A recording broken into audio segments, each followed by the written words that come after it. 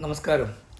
ഇന്നലെ ഒരു ബിസിനസ് ക്ലബിൻ്റെ മീറ്റിങ്ങിന് പോയിരുന്നു. അപ്പോൾ 3 പേരാണ് സംസാരിക്കേണ്ടത്. ഒരാൾ തമിഴിനെ പറ്റിയും, ഒരാൾ ആത്മീയതയെ പറ്റിയും, ഞാൻ ടാക്സേഷനെ പറ്റിയും 15 നിമിഷം സംസാരിക്കാം. അങ്ങനെയാണ് ആ പ്രോഗ്രാം. കൊല്ലത്തിൽ 1-2 പ്രാവശ്യം അങ്ങനത്തെ ഒരു പ്രോഗ്രാം വയ്ക്കാറുണ്ട്. പ്രോഗ്രാം കഴിഞ്ഞതിന് ശേഷം ഡീറ്റെയിൽ ആയിട്ടുള്ള ഡിന്നറും ഒരു ചെറിയ ലിക്കർ പാർട്ടിയൊക്കെ അവിടെ ഉണ്ടാകും. അപ്പം ഞാൻ സമയത്തിനെത്തി. നോക്കിയപ്പോൾ ബാക്കി 2 പേരും അവർ ഇവിടെ ചെന്നൈയിൽ നിന്ന് കുറേ ദൂരത്തിൽ മറൈമലൈ നഗർ എന്നുള്ളത്, അവർ 2 പേരും ഫ്രണ്ട്സാണ്. അവർ ഒന്നിച്ചാണ് വരുന്നത്. പക്ഷേ അവിടെ ഭയങ്കര ട്രാഫിക് ജാം. അവർ കുടുങ്ങിപ്പോയി. അവർക്ക് വരാൻ പറ്റുമെന്നുള്ള അറിയില്ല. അപ്പോഴേക്കും പ്രോഗ്രാം തുടങ്ങുന്ന സമയമായി. ആത്മീയതയെ പറ്റി സംസാരിക്കാനായിട്ട് വരുന്ന ആൾ നന്നായി സംസാരിക്കുന്ന പ്രതീക്ഷ കൊണ്ട് കുറേ പേരൊന്നും വന്നിരുന്നു. സാധാരണ അത്ര പേരൊന്നും എല്ലാം ബിസിനസ് ചെയ്യുന്ന ആൾക്കാരാണ്. 500-600 കോടിക്ക് മേലെ ടേൺ ഓവർ ചെയ്യുന്ന ആൾക്കാർ മാത്രമുള്ളൊരു ക്ലബ്ബാണത്. അപ്പോൾ കുറേ പേര് വന്നിട്ടുണ്ടായിരുന്നു.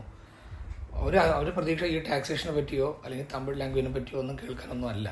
അവർക്ക് ആത്മീയത പറ്റിയുള്ള ഒന്നാണെന്ന് ഞാൻ അവിടുന്ന് മനസ്സിലാക്കി. അവിടെ കുറച്ച് നേരം കഴിഞ്ഞ് ഞാനിങ്ങനെ അടുത്ത പ്രോഗ്രാം എങ്ങനെയാണ് എന്നൊക്കെ ഞാൻ ആലോചിക്കുന്ന സമയത്ത് എൻ്റെ കൂടെ പഠിച്ച രാധാകൃഷ്ണൻ അവിടെ പെട്ടെന്ന് പ്രത്യക്ഷം വന്നു. പുള്ളിക്ക് എന്നെ കണ്ടിട്ട് അറിയുന്നില്ല. അപ്പോൾ ഒരാൾ പോയി പരിചയപ്പെടുത്തി കൊടുത്തു. ഇതാണ് സുരേഷ്. അപ്പോൾ ഹലോ മിസ്റ്റർ സുരേഷ് പറഞ്ഞു. ഞാനോട് സംസാരിച്ചു. എനിക്ക് മനസ്സിലായത് എൻ്റെ കൂടെ പഠിച്ച രാധാകൃഷ്ണനാണ്. അപ്പോൾ ഞാൻ പറഞ്ഞത് സുരേഷാണ്, ഓർമ്മയുണ്ടോ, നമ്മൾ ഇന്ന സ്കൂളിൽ ഇന്ന കൊല്ലം പഠിച്ചതാണ്. അതെയോ എന്ന് പറഞ്ഞിട്ട് തിരിച്ചും എന്നെ സാറെന്ന് വിളിക്കുന്നു. എന്നെ മിസ്റ്റർ സുരേഷ് തന്നെ വിളിക്കുന്നു. എന്നെ എന്താണ് പുള്ളിക്കാരൻ എന്നെ മനസ്സിലാക്കാതെയാണോ എന്താണെന്ന് എനിക്ക് അറിയുന്നില്ലല്ലോ എന്ന് പറഞ്ഞ് കുറച്ച് നേരം കഴിഞ്ഞിട്ട് സ്വാഗത പ്രസംഗം ചെയ്യുന്നതും ഈ രാധാകൃഷ്ണനാണ്. അപ്പോഴും എന്നെ അവർ പെട്ടെന്ന് പ്രോഗ്രാം എന്ത് മാറ്റി വെച്ചാൽ ഇനി അവർ 2 പേരും വരില്ല, ആത്മീയത പറ്റി നമുക്ക് സുരേഷ് സാറിനോട് സംസാരിച്ചു, പുള്ളിക്കാരൻ സംസാരിക്കാമെന്ന് ഇതിനെപ്പറ്റി ഓക്കെ പറഞ്ഞു. അപ്പോൾ എങ്ങനെയാണ് എന്നെ പെട്ടെന്ന് ഇതിലേക്ക് ആക്കിയെന്ന് വെച്ചാൽ അവിടെ ഞാൻ പോയപ്പോൾ അവിടെ ഒരാൾ വന്ന് പറഞ്ഞു, മലയാളിയാണ്, ലക്ഷ്മണൻ എന്നാണ് അയാളുടെ പേര്. അദ്ദേഹം പറഞ്ഞു, സാർ ഈ PMC മലയാളത്തിൽ സംസാരിക്കുന്ന ആളല്ലേ എന്ന് ചോദിച്ചു. ഞാൻ പറഞ്ഞു, അതേ, നിങ്ങളിവിടെ കാണാറുണ്ട്, ചെന്നൈയിൽ കാണുന്ന എനിക്കറിയില്ല സാർ. ഞാൻ റെഗുലറായിട്ട് ഞാനും ഞങ്ങളുടെ ഫാമിലിയിലും എല്ലാവരും ഞങ്ങൾ PMC മലയാളം കാണാറുണ്ട്. സാർ പറയുന്ന കഥകളും എല്ലാം കാണുന്നു. അപ്പോഴേക്കും അവർ മോനും ഒരു വൈഫൊക്കെ വന്നു. അവരൊക്കെ എന്നെ പരിചയപ്പെടുത്തി തന്നു. എനിക്ക് വളരെ സന്തോഷമായി. കാരണം നമ്മൾ ചെന്നൈയിലൊന്നും ഇത് അറിയില്ല, ചെന്നൈയിൽ അധികം ആരും കാണുന്നില്ല, കേൾക്കുന്നില്ല എന്നാണ് വിചാരിച്ചിരുന്നത്. അപ്പോൾ ചെന്നൈയിൽ കുറേ പേര് കേൾക്കുന്നുണ്ട്, കാണുന്നുണ്ട്. അവർക്ക് ഇപ്പം നമ്മൾ എത്രയോ രാത്രികൾ ഉറക്കൊന്നുമില്ലാണ്ട് കുറേ 200-230 ആകാനായിട്ട് കുറേ കഷ്ടപ്പെട്ടിട്ടുണ്ടല്ലോ. അപ്പോൾ വീഡിയോസൊക്കെ 230 ആകാനായിട്ട് കഷ്ടപ്പെട്ടു. അപ്പോൾ അതിൻ്റെ ഒരു ഫലങ്ങൾ കിട്ടുമ്പോൾ എൻ്റെ ഉള്ളിൻ്റെ ഭയങ്കര സന്തോഷം തോന്നുന്നു. അപ്പോൾ അദ്ദേഹമാണ് പോയി പറഞ്ഞത് ആത്മീയതയെ പറ്റി ഇയാൾ നന്നായി സംസാരിക്കും, പക്ഷേ മലയാളത്തിലാണ് സംസാരിക്കുക, ഇംഗ്ലീഷും തമിഴും അത്ര വശമുണ്ടോ എന്ന് അറിയില്ല എന്ന്. ഞാൻ പറഞ്ഞു, എനിക്ക് ഏകദേശം തമിഴും അറിയാം, ഇംഗ്ലീഷും അറിയാം, മലയാളം എൻ്റെ മാതൃഭാഷയാണ് എന്നൊക്കെ പറഞ്ഞു. അപ്പോൾ അങ്ങനെയാണ് ആ പ്രോഗ്രാം എനിക്ക് 15 നിമിഷമാണ് എനിക്ക് ടാക്സേഷനെ പറ്റി സംസാരിക്കാൻ എനിക്ക് സമയം തന്നത്. ഇപ്പോൾ പക്ഷേ ഇവർ 2 പേരും വരാത്തതുകൊണ്ട് എനിക്ക് ടൈമിംഗ് ഓപ്പണാന്ന് പറഞ്ഞു. എങ്കിലും ഞാൻ പറഞ്ഞു, ഓക്കെ, ഞാൻ 15-20 നിമിഷത്തിനുള്ളിൽ ഞാൻ കംപ്ലീറ്റ് ചെയ്യാമെന്ന് പറഞ്ഞു. തിരിച്ചും ഈ രാധാകൃഷ്ണൻ അവിടെ എന്നെ പറ്റി പറയുന്ന സമയത്ത് എൻ്റെ നോട്ട്സ് ഞാൻ അയച്ചിട്ടുണ്ടായിരുന്നു. നമ്മളൊരു നോട്ട്സ് അയക്കണം, പ്രൊഫൈൽ അയക്കണമല്ലോ. ആ പ്രൊഫൈലൊക്കെ പുള്ളി മാറ്റിമറിച്ച് എൻ്റെ സ്കൂൾ കാലത്തുണ്ടായിരുന്ന പ്രസംഗ മത്സരത്തിൽ ഞാൻ ജയിക്കാറുള്ളത്, പാട്ടിന് എനിക്ക് പിന്നെ പോയം റിസൈറ്റിന്, പിന്നെ ഡിബേറ്റ്സിന്, അതിനെപ്പറ്റി കുറേ ഓർമ്മകൾ ഞാൻ മറന്നു പോയതൊക്കെ പുള്ളിക്കാരൻ പറയായിരുന്നു. എനിക്ക് വളരെ സന്തോഷം. പക്ഷേ എല്ലാ സ്ഥലത്തും Suresh G, mister Suresh sir, എനിക്ക് എന്തോ ഒരു അസ്വസ്ഥത തോന്നി. പിന്നെ പിന്നെ ഒരു ചെറിയ പ്രോസസ്സൊക്കെ ഉണ്ടായിരുന്നു. അവാർഡ്, ചെറിയ ഗിഫ്റ്റൊക്കെ കൊടുത്ത് അതിന് അവസാനമാണ് ഈ പ്രസംഗത്തിന് എന്നെ വിളിച്ചത്. അതിനിടയ്ക്ക് ഞാൻ കൊണ്ടുവന്ന് കോഫി എനിക്കെന്തോ കോഫി കുടിക്കണം തോന്നി. അപ്പോൾ അവർക്ക് കോഫി കുടിക്കുന്ന സമയത്ത് ഞാൻ നോക്കി, പുള്ളിക്കാരൻ തന്നെ ഒരു കപ്പിൽ കോഫി കൊണ്ടുവന്ന് എൻ്റെ അടുത്തിരുന്നു. ഞാൻ പറഞ്ഞു, എന്താ രാധാകൃഷ്ണ, എന്നെ നീ ഇങ്ങനെ മിസ്റ്റർ പറയുന്നത്, സാർ നമ്മൾ 1ാം ക്ലാസ് തൊട്ട് ഒന്നിച്ച് പഠിച്ചതല്ലേ. അപ്പോൾ പുള്ളിക്കാരൻ പറഞ്ഞു, സുരേഷിനെ കണ്ടപ്പോൾ സുരേഷിന് അമ്മയെ ഓർമ്മ വന്നു.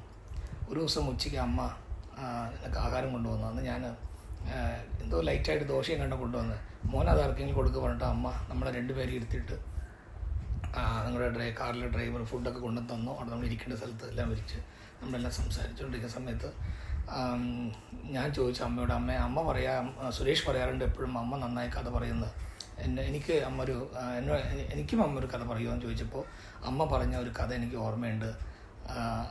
ആ കഥയുടെ ആ കഥയെ അടിസ്ഥാനമാക്കിയിട്ടാണ് സുരേഷ് ഞാൻ നിന്നെ സാറെന്നും മിസ്റ്റർ എന്നൊക്കെ വിളിക്കുന്നത്, സുരേഷ് എന്നും വിളിക്കുന്നത്. എനിക്കിതൊന്നും മനസ്സിലായില്ല. എന്ത് കഥയാണ് രാധാകൃഷ്ണൻ, എനിക്ക് ഓർമ്മയില്ലല്ലോ. നീയൊക്കെ വേഗം മറക്കുന്നല്ലോ, നീ പണ്ടൊന്നും മറക്കില്ല, എന്താ മറന്നുപോയോ? അപ്പോൾ ഞാൻ വയസ്സാകല്ലേ എന്നൊക്കെ പറഞ്ഞ് തമാശക്ക്. അപ്പോൾ ആ കഥ എന്തായിരുന്നു വെച്ചാൽ, ഒരു ട്വിൻസായിട്ട് ജനിച്ചാൽ പോലും ഒരു നിമിഷം അല്ലെങ്കിൽ 3 നിമിഷം ആദ്യം ജനിക്കില്ലല്ലോ. അപ്പോൾ അവർ കൂടി ഒരു ചേട്ടനായിട്ടും ചേച്ചിയായിട്ടാണ് അഭിസംബോധന ചെയ്യേണ്ടത്. ഏകവചനത്തിൽ അഭിസംബോധന ചെയ്യാൻ പാടില്ല. പിന്നെ അപ്പം മൂത്ത ആൾക്കാരെ ഒരിക്കലും ഏകവചനത്തിൽ വിളിക്കരുത്, അല്ലെങ്കിൽ പേര് വിളിക്കരുത്, ഇടാപോടാന്ന് വിളിക്കരുത്. പിന്നെ നമുക്കറിയാത്ത കാര്യങ്ങൾ പഠിപ്പിച്ചു തരുന്നത് ഗുരു എന്നൊന്നും വിളിക്കണ്ട. നമുക്കറിയാത്ത കാര്യം, ചായ ഇടാൻ എങ്ങനെ അറിയില്ലെങ്കിൽ ഒരാൾ പഠിപ്പിച്ചു തരികയാണെങ്കിൽ ആ ചായ എങ്ങനെയാണോ ഉണ്ടാക്കേണ്ടത് അത് പഠിപ്പിച്ചു തരുന്ന ആൾ ഗുരുവാണ്. അപ്പോൾ അങ്ങനത്തെ ആ ഗുരുസ്ഥാനത്ത് നമുക്കറിയാത്ത പറഞ്ഞു തരുന്ന ആളെ നമ്മൾ തീർച്ചയായിട്ടും ഗുരുസ്ഥാനത്തിൽ കാണണം. അങ്ങനെ അല്ലെങ്കിൽ നമ്മളെക്കാൾ മൂത്ത ആൾക്കാരെ പേര് വിളിച്ചാലോ അല്ലെങ്കിൽ മര്യാദ ഇല്ലാണ്ട് സംസാരിച്ചാലോ അത് ഒരു കൊലപാതകത്തിന് സമമാണ്. പിന്നെ നമുക്ക് അറിയാത്ത കാര്യങ്ങൾ പഠിപ്പിച്ചു തരുന്ന സുഹൃത്തുക്കളായിക്കോട്ടെ, ആരായിക്കോട്ടെ, ഗുരുക്കന്മാരായിക്കോട്ടെ, സ്കൂളിലെ മാഷ് ടീച്ചറായിക്കോട്ടെ, അവരെയൊക്കെ നമ്മൾ ബഹുമാനത്തോടു കൂടി നമ്മൾ അഭിസംബോധന ചെയ്യണം. അങ്ങനെ അല്ലെങ്കിൽ അതും ഒരു കൊലപാതകത്തിന് സമമാണ്. ആ അമ്മ പറയും. അപ്പോൾ രാധാകൃഷ്ണൻ ചോദിച്ചെന്ന്, അതെന്തിൻ്റെ അടിസ്ഥാനത്തിലാണ് അമ്മ അങ്ങനെ പറയുന്നത്? അക്കാലത്ത് ഞങ്ങളൊക്കെ പഠിക്കുമ്പോൾ അമ്മ എന്ന പരസ്പരം എൻ്റെ അമ്മയും അവരുടെ അമ്മയും എല്ലാം അമ്മമാരാണ്. ആൻറ്റി എന്നൊന്നും വിളിക്കുന്ന പരിപാടിയൊന്നുമില്ല. അപ്പോൾ അമ്മ എന്നേ വിളിക്കുള്ളൂ. അപ്പം മോനെ ഒരു കഥയുണ്ട് പറഞ്ഞു. മഹാഭാരതത്തിൽ നിന്നൊരു കഥ അമ്മ പറയായിരുന്നു. ഏതോ ഒരു ദേഷ്യത്തിൽ ഭീമനോ അർജുനനോ ധർമ്മപുത്രരെ ഞാൻ നിന്നെ കൊല്ലുന്നൊരു വാക്ക് ചോദിച്ചു. അത് ദേഷ്യത്തിൽ പറഞ്ഞതാണ്. പക്ഷെ അവർക്ക് ധർമ്മം അനുഷ്ഠിക്കുന്നവരല്ലേ, പറഞ്ഞത് ചെയ്യണം. ഇപ്പം എങ്ങനെയാണ് ഈ അനുജൻ ചേട്ടനെ കൊലപാതകം ചെയ്യുക എന്താണെന്നറിയില്ല. അപ്പോൾ കൃഷ്ണനെ കാണുന്നുണ്ട്. കൃഷ്ണനോട് ചോദിക്കും, ഇങ്ങനെ അറിയാണ്ട് പറഞ്ഞു പോയി, ഇപ്പം എന്താ ചെയ്യുക? അപ്പോൾ പുള്ളിക്കാരൻ പറയും, കൃഷ്ണന് എല്ലാത്തിനും സൊല്യൂഷൻ ഉണ്ടല്ലോ. കൃഷ്ണൻ പറയും, ഒന്നും സാരില്ല, നീ പോയിട്ട് നീ എന്ന് പറഞ്ഞ് ഒരേ ഒരു വാചകം മാത്രം നീ പറയും, ഒരു വാക്ക് നീ എന്ന് മാത്രം പറയും. അപ്പോൾ നീ അയാളെ നിൻ്റെ ചേട്ടനെ കൊലപാതകം ചെയ്യുന്ന സമമാണെന്ന് പറയും. അപ്പോൾ ധർമ്മപുത്രനോട് കാര്യമൊക്കെ പറഞ്ഞിട്ട് ഇതുകൊണ്ടാണ് അറിയാണ്ട് പറഞ്ഞു പോയി, ക്ഷമിച്ചേക്കൂ. അപ്പോൾ വന്ന് നിൻ്റെ അനുജനിങ്ങനെ നീ എന്നൊരു ഏകവചനത്തിൽ ഒരു വാക്ക് സെൻറ്റൻസ് പറയും, ഞാൻ സാരല്ലേ ക്ഷമിച്ചു എന്ന് പറഞ്ഞേക്ക് വിട്ടേക്ക്. അങ്ങനൊരു ഏകവചനത്തിൽ നീ എന്നൊരു വാക്ക് പറഞ്ഞു. ഇയാൾ കൊലപാതകം ചെയ്ത സമയം നോക്കൂ. നമ്മുടെ സംസ്കാരം എന്താണ്? ഒന്നും പറയേണ്ടതില്ല. നമുക്ക് നോക്കൂ. ഇന്നൊക്കെ ഞാൻ കഴിഞ്ഞ ആഴ്ച എങ്ങാണ്ടെന്ന് തോന്നുന്നു ഒരു യാത്രയിൽ നല്ല യങ് കപ്പിൾ, അവർ കല്യാണം കഴിയാൻ പോകുന്ന ആൾക്കാരായിട്ടാണ് എനിക്ക് തോന്നിയത്. ഇപ്പോൾ ആരാക്കിയ കല്യാണം കഴിയാൻ പോകുന്ന ആൾക്കാരിൽ ലിവിങ് ടുഗദർ ആരാന്നൊന്നും അറിയാത്ത കാലമാണെങ്കിലും അവർ വാടാപ്പോടാന്ന് കല്യാണം കഴിക്കാൻ പോകുന്ന ചെക്കനെ നമ്മൾ എനിക്ക് അറിയുന്നുണ്ട്, ഒരു ഏകദേശം 4-5 വയസ്സ് താഴെയായിരിക്കും. വാടാപ്പോടാ എന്നൊക്കെ ഭർത്താവിനെ വിളിക്കുന്നതൊക്കെ നമുക്കൊന്നും മനസ്സിലാകുന്നില്ല. അങ്ങനത്തെ ഈ കാലത്ത് ഇങ്ങനെയൊക്കെ ആണ് ഉള്ളത്. അപ്പോൾ നമുക്ക് പഠിപ്പിച്ചു തന്ന നമ്മുടെ സംസ്കാരത്തിൽ, നമ്മുടെ ഭാരത സംസ്കാരം, എല്ലാ മതങ്ങളും പരസ്പരം എല്ലാവരും ബഹുമാനിക്കാനാണല്ലോ പറയുന്നത്. അപ്പോൾ അത് ഈ അഭിസംബോധന ചെയ്യുന്നതിൽ എത്ര മുഖ്യത്വമുണ്ട് എന്നെനിക്ക് ആ സമയത്ത് ആ ക്ഷണത്തിൽ തന്നെ മനസ്സിലാകും പറഞ്ഞത്. അത് കഴിഞ്ഞ് ഞാൻ സംസാരിക്കാൻ പോയി. പെട്ടെന്ന് എന്താണ് ഞാൻ സംസാരിക്കേണ്ടത്? അവിടെ അവർക്ക് തമിഴിന് അടിസ്ഥാനമായിട്ടുള്ള ശൈവത്തിനെ പറ്റിയോ അല്ല വൈഷ്ണവത്തിനെ പറ്റിയോ എന്താണ് സംസാരിക്കുന്നത് പെട്ടെന്ന് എനിക്കറിയില്ല. പക്ഷെ ചിലതൊക്കെ ഞാൻ പറഞ്ഞിട്ട് ചില കാര്യങ്ങളൊക്കെ പറഞ്ഞ് ഞാൻ പെട്ടെന്ന് അവിടെ ഇങ്ങനെ നോൺ വെജിൻ്റെ മണം വരാൻ തുടങ്ങി. ബോട്ടിൽ ഇങ്ങനെ ഓരോ ബോട്ടിലും ലേഡീസിന് സെപ്പറേറ്റ് സെക്ഷനൊക്കെ വയ്ക്കാൻ തുടങ്ങി. ലേഡീസിനായിട്ടുള്ള ഡ്രിങ്ക്സൊക്കെ അങ്ങനെയൊക്കെ എന്തോ അറേഞ്ച്മെൻ്റൊക്കെ നടക്കുന്നുണ്ട്. എന്തുകൊണ്ടും ഒരു ധൈര്യം വന്നു. ഞാൻ പറഞ്ഞു, ഈ നോൺ വെജ് കഴിക്കുന്നത് കൊണ്ടുള്ള പ്രശ്നങ്ങൾ, ശാരീരികമായിട്ടും ആത്മീയമായിട്ടുള്ള പ്രശ്നങ്ങൾ, മദ്യം കഴിക്കുന്നതുകൊണ്ടുള്ള പ്രശ്നങ്ങൾ നന്നായിട്ട് ഞാൻ പറഞ്ഞു. നിങ്ങളൊക്കെ പറഞ്ഞാൽ വിശ്വസിക്കുമെന്നറിയില്ല. ഞാൻ രാധാകൃഷ്ണനോട് ഒരു വീഡിയോ അയക്കാൻ പറയാം. ഞാൻ സംസാരിക്കാൻ തുടങ്ങി 20 നിമിഷം കഴിഞ്ഞപ്പോൾ അവിടുത്തെ ഫുഡൊക്കെ മാറ്റി, ഒക്കെ വെജിറ്റേറിയൻ ഫുഡ് വന്നു, ബോട്ടിലൊക്കെ മാറ്റി. കുറച്ച് പേരൊക്കെ കരയുന്നുണ്ടായിരുന്നു. അങ്ങനെ ഞാനതിനെപ്പറ്റി പറഞ്ഞു. ഞാനതിന് നോൺ വെജ് കഴിക്കുന്നതുകൊണ്ടും മദ്യം കഴിക്കുന്നതുകൊണ്ടുള്ളതൊക്കെ എല്ലാവർക്കും അറിയാം. പക്ഷേ ഞാൻ ഇതുവരെ കേട്ട ഇൻഫർമേഷൻസ് ഫാക്ട്സോട് കൂടി ഞാൻ പറഞ്ഞു. ഇപ്പോൾ 5 സ്റ്റാർ ഹോട്ടലൊക്കെ പോയിട്ട് നോൺ വെജ് കഴിക്കുന്ന ആൾക്കാരുണ്ടല്ലോ, അത് എത്ര ദിവസം അവിടെ ഹൈ ഫ്രീസറിലാണ് വെച്ചിട്ടുണ്ട്. അതിലൊക്കെ സ്പെഷ്യൽ കോട്ടൊക്കെ ഇട്ടാണ് ഉള്ളിൽ പോകും, അല്ലെങ്കിൽ മരിച്ചു പോകും, ബ്ലഡൊക്കെ ക്ലോട്ടായി പോകും. അത് എത്ര ദിവസം കൊണ്ട് അവിടെ വെച്ചിരിക്കാമെന്ന് അറിയില്ല. അതിൽ എത്ര ഇൻഫെക്ഷൻ ആയിട്ടെന്ന് അറിയില്ല. അത് ചൂടാക്കിയിട്ടാണ് തരുന്നത്. നല്ല ടേസ്റ്റായിട്ട് കുറേ ടിപ്സും കൊടുത്ത് തരും. അതൊക്കെയാണ് ഉള്ളിൽ പോയിട്ട് അസുഖം വരുന്നത്. എത്രയോ ഫ്രിഡ്ജിൽ നമ്മൾ കാരണം എത്രയോ ഫുഡ്, എത്രയോ ദിവസത്തെ നോൺ വെജ് ഫുഡ്. നമ്മുടെ സംസ്കാരത്തിൽ പറയുന്നത് എന്ത് ആഹാരം കഴിച്ചാലും 3 നാഴിക, അതായത് 3 മണിക്കൂർ റഫായിട്ട് അതിനുള്ളിൽ കഴിക്കണം. ജെയിൻസൊക്കെ വേഗം അവർ ഫുഡ് പോയി ഇരിക്കും, എന്നിട്ട് ഫുഡ് ഉണ്ടാക്കും, മെല്ലെ മെല്ലെ ഓരോ ചപ്പാത്തി കൊണ്ടുവന്ന് കൊടുക്കും. പ്രാക്ടിക്കലായിട്ട് ഡിഫിക്കൽട്ടാണ്, എങ്കിലും അങ്ങനെയൊക്കെ പ്രാക്ടീസ് ചെയ്യുന്നവർക്ക് അത് വലിയൊരു അനുഗ്രഹം, ആരോഗ്യത്തിന് വളരെ അനുഗ്രഹമായിരിക്കും. പിന്നെ ഒരു ജീവിയെ കൊല്ലുന്നത് എന്തിനാണ്? ഇപ്പോൾ കൂടി ധ്യാനം ചെയ്യുന്ന ആൾക്കാർ പലരും എനിക്കറിയാം, അവർക്ക് എന്താണ് അറ്റ്ലീസ്റ്റ് ഒരു മുട്ടയും ഓംലെറ്റൊക്കെ കൂടി കഴിക്കാതെ അവർക്ക് പറ്റുന്നില്ല.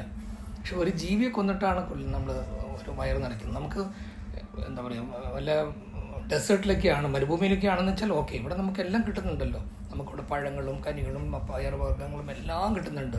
നമ്മൾ നമ്മുടെ ഒരു കുട്ടിയെ, നമ്മുടെ സഹോദരനെയൊക്കെ മുറിച്ചിട്ട് ആ മാംസത്തിൽ വെളിച്ചെണ്ണയും മസാലയൊക്കെ ഇട്ടിട്ട് എണ്ണയിൽ പൊരിച്ചാൽ, അല്ലെങ്കിൽ നമ്മൾ ചെയ്താൽ നമ്മൾ എങ്ങനെ ഉണ്ടാവും? നമ്മുടെ കുട്ടികളെ കൊല്ലുകയാണ്, ആ ശബ്ദം കേട്ടാൽ നമുക്ക് എങ്ങനെ ഉണ്ടാവും?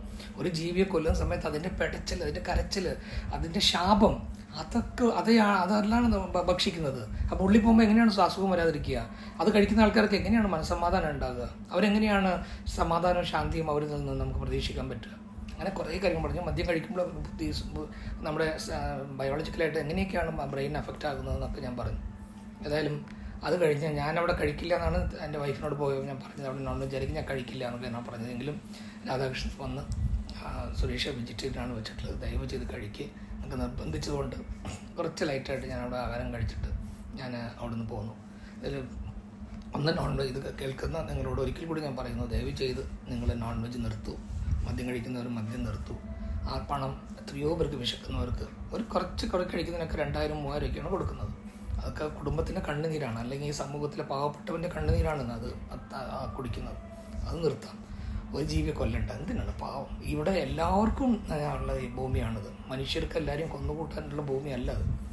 ആരെയും ഭരിക്കാൻ പറ്റില്ല, ആരെയും ദ്രോഹിക്കാൻ പാടില്ല, കൊലപാതകം ചെയ്യാൻ പാടില്ല. ദൈവമേ, അതുകൊണ്ട് ഇത് പ്രത്യേകിച്ച് ധ്യാനത്തിൽ വന്നവർ, ഞാൻ ഓരോരുത്തരും അവരവരുടെ ആഹാരം അവരവരുടെ ഫ്രീഡമാണ്. പക്ഷേ ആത്മീയതയുടെ അടിസ്ഥാനത്തിൽ ഒക്കെ പണ്ടവരൊക്കെ കഴിച്ചിരുന്നു, ആ അവതാരം കഴിച്ചു എന്നൊക്കെ പറഞ്ഞ് ആർഗ്യുമെൻ്റ് വരാം. പക്ഷേ സയൻസ് പറയുന്നത്, ഡോക്ടേഴ്സ് പറയുന്നത് വേണ്ട വേണ്ട വേണ്ട. ഇപ്പം അടുത്ത കാലത്ത് മരിച്ച ഒരു തമിഴ് നടൻ രാജേഷ്, നല്ല ഫ്രണ്ടാണ് അദ്ദേഹം. ഒരു 2-3 സ്ഥലങ്ങളിൽ അദ്ദേഹത്തിൻ്റെ നല്ലൊരു പ്രസംഗമുണ്ട് ഈ നോൺ വെജ് കഴിക്കുന്നതിനുള്ള പ്രശ്നങ്ങൾ. അതുകൊണ്ട് നമുക്കതൊക്കെ വിടാം. നമുക്ക് എല്ലാ ജീവികളെയും സ്നേഹിക്കാം, നല്ല സസ്യഭുക്കായുള്ള ആഹാരം കഴിക്കാം, രോഗമില്ലാതെ നമുക്ക് ജീവിക്കാം. എല്ലാവർക്കും എൻ്റെ സ്നേഹവും ആശംസകളും. നന്ദി, നമസ്കാരം.